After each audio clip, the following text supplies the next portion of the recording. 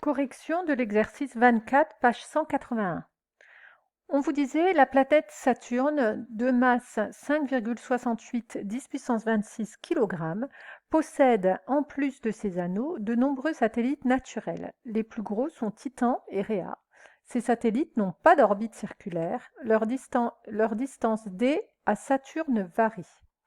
Donc on vous donnait pour chacun la distance minimale et la distance maximale. Ça signifie quoi? Qu'ils n'ont pas d'orbite circulaire, c'est-à-dire qu'ils tournent autour de Saturne, donc ici on a Saturne, mais qui ne tournent pas de façon circulaire, mais plutôt d'une façon qu'on pourrait dire elliptique. Donc à des moments il se rapproche beaucoup de Saturne et puis à des moments il s'en éloigne, ce qui fait qu'on a une distance ici minimale, et puis une distance maximale. On va faire l'énoncé détaillé comme je vous l'avais demandé. On vous demandait d'exprimer la valeur de la force d'interaction gravitationnelle exercée par Saturne sur un de ses satellites. Donc on va prendre le satellite, peu importe, il faut l'exprimer, il ne faut pas la calculer. Donc cette force gravitationnelle, elle s'exprime, donc on veut la valeur, donc on ne va pas préciser le vecteur, juste sa valeur. C'est la constante de gravitation multipliée par la masse du satellite. C'est un des corps en interaction. Le deuxième corps, c'est justement Saturne. Donc on va noter la masse de Saturne. ms, ce sera pour nous la masse de Saturne, divisé par la distance qui les sépare. Donc la distance qui les sépare, c'est la distance du satellite à Saturne. Et cette distance, elle est au carré. On vous demandait de calculer la valeur de cette force pour Rhea, puis pour Titan, lorsque les distances entre Saturne et son satellite sont les plus courtes. Donc on va s'intéresser à la distance minimale pour Titan et pour Rhea. Donc on va déjà le faire pour Titan. La distance minimale, alors c'est la distance entre Saturne et justement notre satellite. On la connaissait, elle était donnée, elle est là. La masse de Saturne, on la connaît, elle est ici. Donc ici, ce sera la masse de Saturne. Ici, c'est notre distance. Et on a besoin également de connaître la masse du satellite. Donc ici, on a la masse du satellite. Là, ce sera pour la masse de Titan.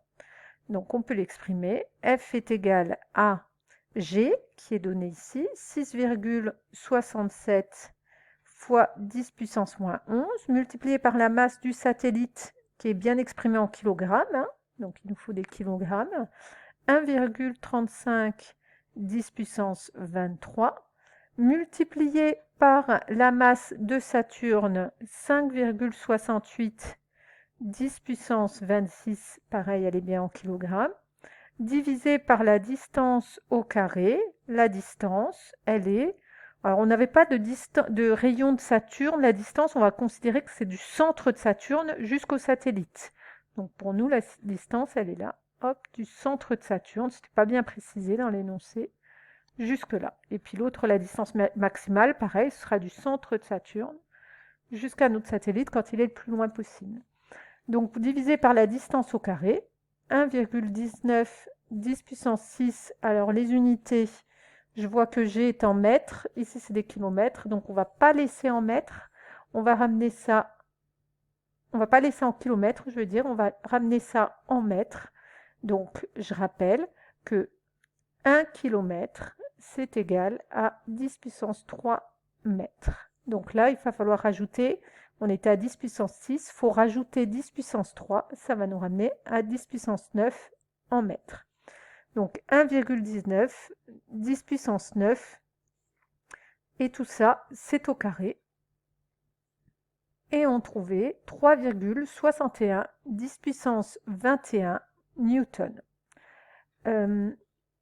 Petite remarque sur le nombre de chiffres significatifs. On a laissé 3 nombres de chiffres significatifs parce que nos données avaient 3 nombres de chiffres significatifs. Je vous avais déjà expliqué qu'en général, on en mettait autant que le nombre qui en avait le moins. Bon, là, ils en avaient tous le même nombre, 3 nombres significatifs à chaque fois, donc on en met également 3. On faisait la même chose pour Réa, et on trouvait 3,15 10 puissance 20 newtons. Enfin, troisième question, lorsque les satellites Titan et Rhéa sont au plus près de Saturne, sur lequel Saturne exerce-t-elle la plus grande force d'attraction? Quand c'est au plus près, c'est ce qu'on venait de calculer, on a les deux valeurs. On voit bien que la force pour Rhéa, elle est de 3,15 10 puissance 20, alors que la force pour Titan est de 3,61 10 puissance 21. Donc la force exercée par Mars ici sur Titan, force exercée par Mars sur Rhéa. Donc pour la question 3, on voit bien que la force exercée par Mars sur Titan, c'est une 10 puissance 21, donc elle est supérieure à la force exercée par Mars sur Rhéa. Donc Saturne exerce la plus grande force d'attraction gravitationnelle sur Titan. Donc c'est ce qu'on peut noter, Saturne exerce la plus grande force d'attraction gravitationnelle sur Titan.